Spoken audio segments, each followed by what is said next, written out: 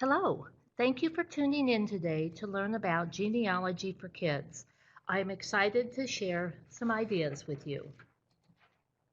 My name is Mrs. Alice McNamara Winslow. There's a reason why I have included my full name here. The reason has to do with genealogy. My first name, Alice, comes from my maternal grandmother, who was also named Alice. McNamara is my maiden name, the last name I had before I was married, and Winslow is my married last name. The pictures on the bottom of the screen are of the Indiana State Library. We are in downtown Indianapolis, Indiana, right behind the Capitol building where the governor and the legislators work.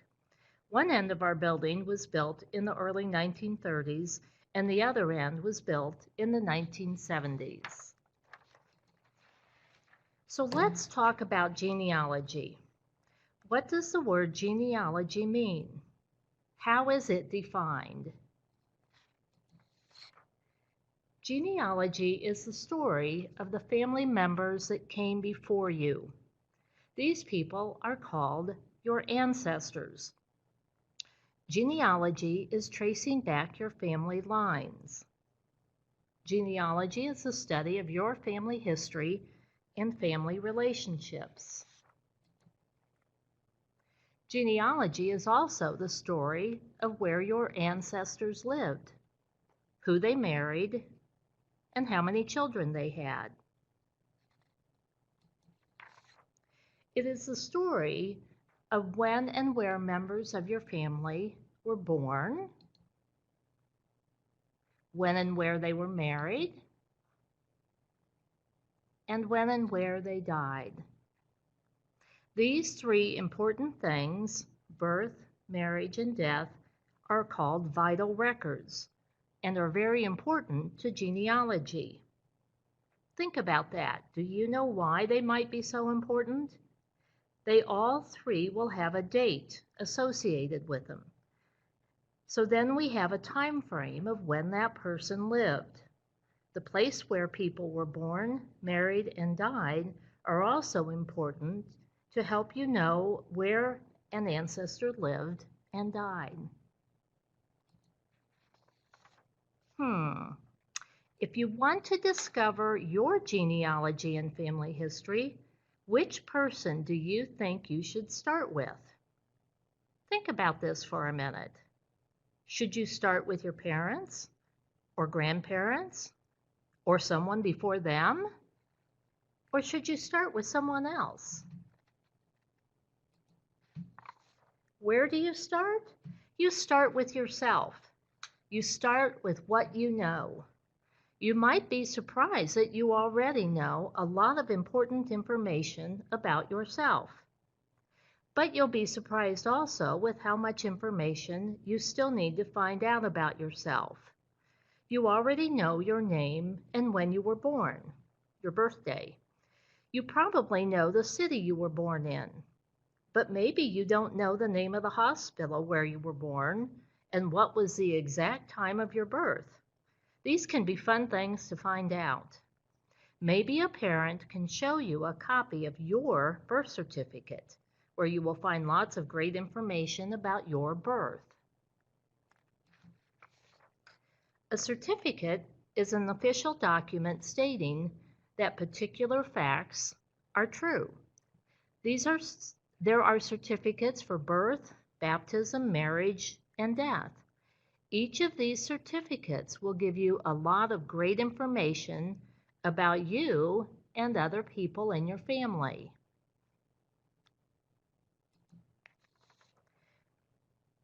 Finding out facts about you and your family involves research. You will need to gather a few supplies as you start your genealogy research. Those include a notebook or paper and a pencil to write down the information you find,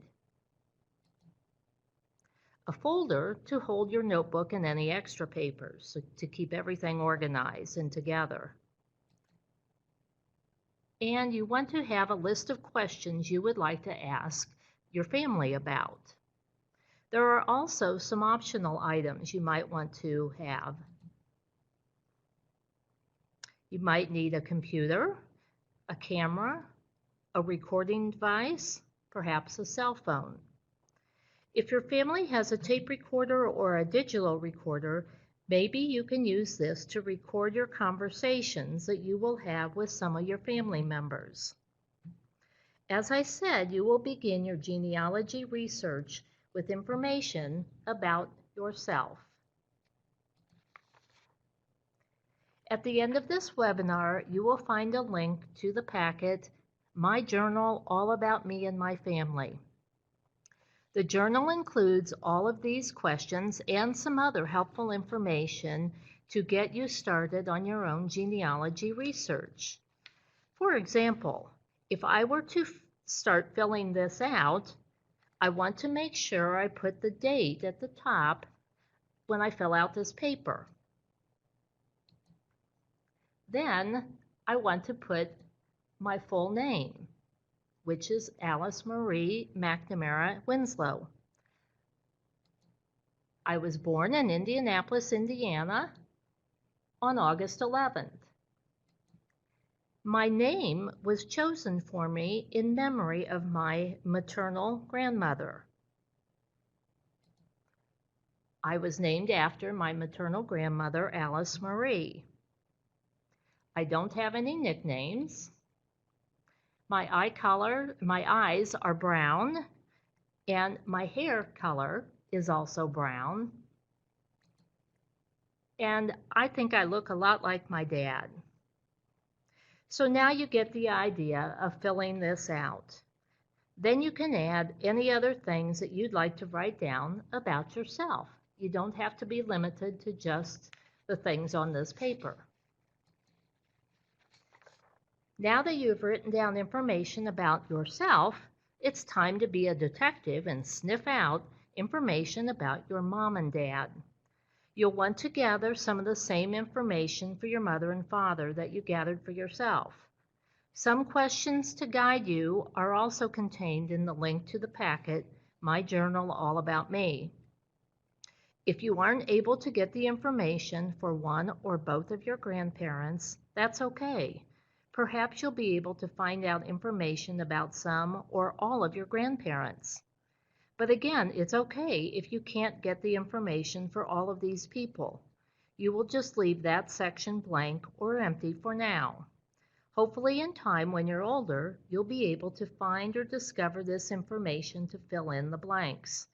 Most people have some people in their family that they might have to search for years to try and find information about them. It's okay. You just continue on with the family you do have information on. In the genealogy world, when you have trouble finding information about an ancestor, you might say, I've run into a brick wall. As I said previously, hopefully in time when you're older, you'll be able to discover this information to fill in the blanks. Most people have some people in their family that they might have to search for years. And again, that's okay. You just continue your research on the family you do have information on. Now it's time to move on to searching for information about your grandparents. In looking at this chart, let's start at the bottom with you. Then move on to your parents, and then we move on to your grandparents. Your mom has a mom and a dad who are called your maternal grandparents. This is easy to remember with the MA at the beginning, as in Ma. Then your dad has a mom and dad who are your paternal grandparents. This is easy to remember with the PA at the beginning of the word, as in Pa. Now you get to travel to the past to meet your grandmas and grandpas. You might find that you have the same shape and eye color of one of your grandparents, or perhaps you're tall like one of them. But you might also discover that you have some of the same interests and talents that a grandparent has. You might be a good singer or very athletic and good at playing sports. You might be a good artist, or maybe you love to dance. By learning about them and understanding what their lives were like, you learn and understand more about yourself and your family now. You might discover that you share some of the same traits and talents that one of your grandparents have. This page of family history interview ideas is included in the journal packet link I spoke of. You will need paper to write down the answers to these questions. You'll put one grandparent's name on one page. So if you get to talk with all 4 of your grandparents, you'll have 4 separate pages of information. You will put your grandparent's name at the top, not your name, but your grandparent's name. Here are just a few questions you might ask. Tell me about when and where you were born. Tell me a story about your favorite memory. What are some of your talents and things you like to do? Talk to your family about an ancestor who left their native country.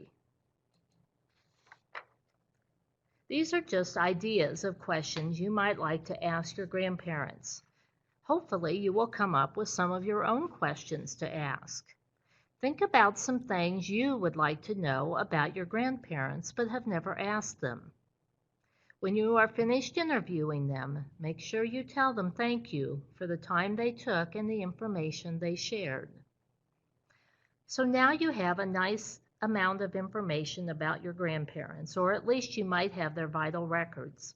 Remember, those are the dates and places of birth, marriage, and death. If you're lucky, during your family interview, your grandparents or other family member that you are interviewing might have a box or an album of old family pictures for you to look at. As I stated before, you might discover that you share some of the same interests or talents that one of your grandparents have. You might be a good artist, or you might like to sew or knit or crochet. Perhaps you love to dance like another family member does.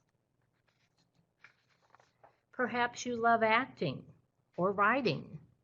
Maybe you are great at fixing things. Maybe you aspire to be a barber or hairstylist. Maybe you have strong opinions and thoughts about social justice issues. Do you like to cook like one of your family members? Do you like to play sports? Do you like to travel and learn about new places and people?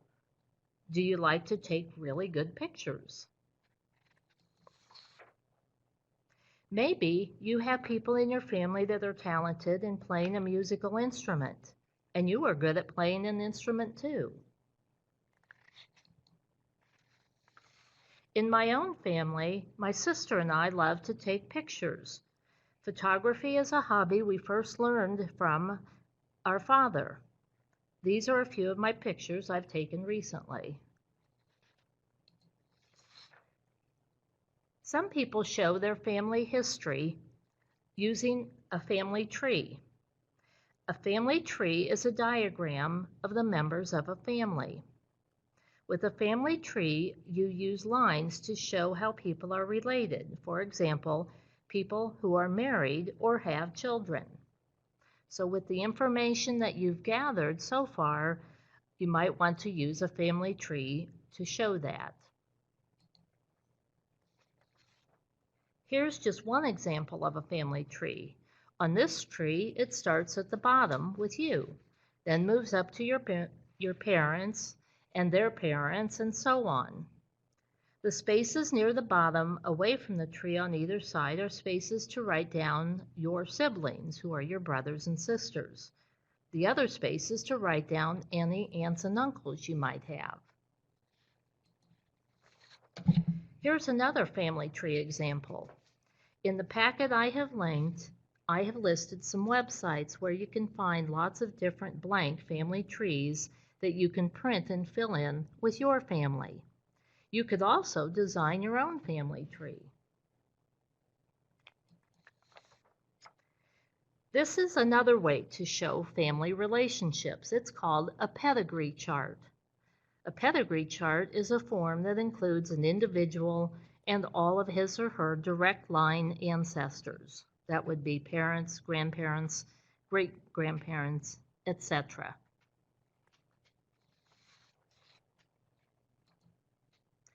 This is a 5-generation pedigree chart.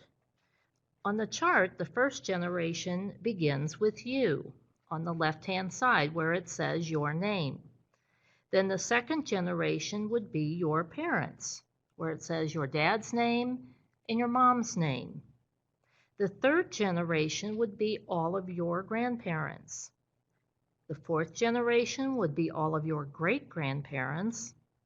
And the fifth generation would be all of your great-great-grandparents. A generation is defined as the average amount of time between the birth of parents and the birth of their children. The time between one generation and the next is usually 20 to 30 years. The photo on this page is showing 4 generations of a family, starting with the children, then their mother and father, then their grandfather, and then their great-grandfather and great-grandmother. By looking at the picture, can you figure out each generation?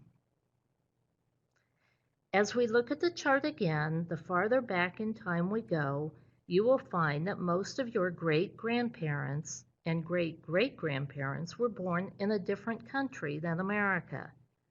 In my own family, my great-grandparents were born in either the countries of Ireland, Scotland, or Germany. On my mother's side, my grandmother and great-grandmother were born in Canada, but those great-great-grandparents immigrated from Scotland and Ireland to Canada first, and then they came down from Canada to Illinois and then Indiana. They were all called immigrants.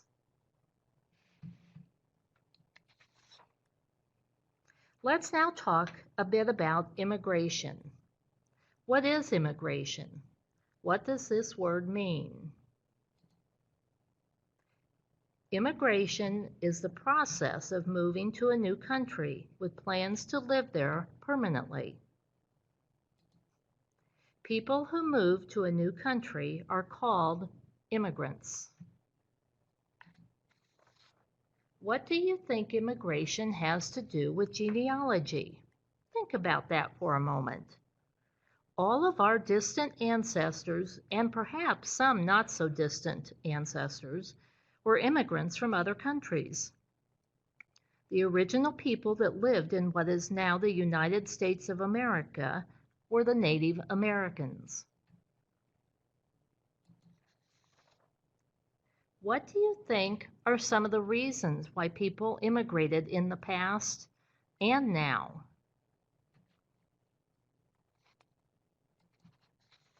People immigrate because life may have become too difficult in their native country. For example, there might not be any work or jobs. There might be a war or other problems in their native country. People immigrate looking for a better life.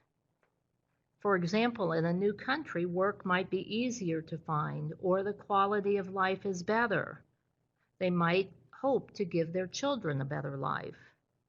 Others have escaped wars or harsh governments by immigrating. People might immigrate to join family members that previously came to America. Many people immigrated in the past and even now for religious reasons. Perhaps in their native country, the government only let people practice one religion instead of allowing all different kinds of religions. In America, we are given religious freedom. That means you are free to practice any religious belief you have. Your own ancestors at some point in time immigrated here and for their own particular reasons, like we've stated. This is part of your family history, and it's important to know who your ancestors are and for you to know their stories. It is our hope that learning about your family's past can be a fun and exciting adventure that will help you and your family members discover the joy in the hunt of finding out more about your ancestors. Please click on the link above to access the packet, My Journal All About Me.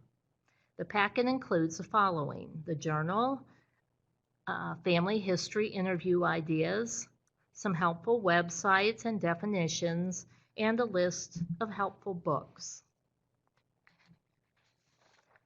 Additional helpful brochures from the Indiana State Library can be found here by clicking on these links.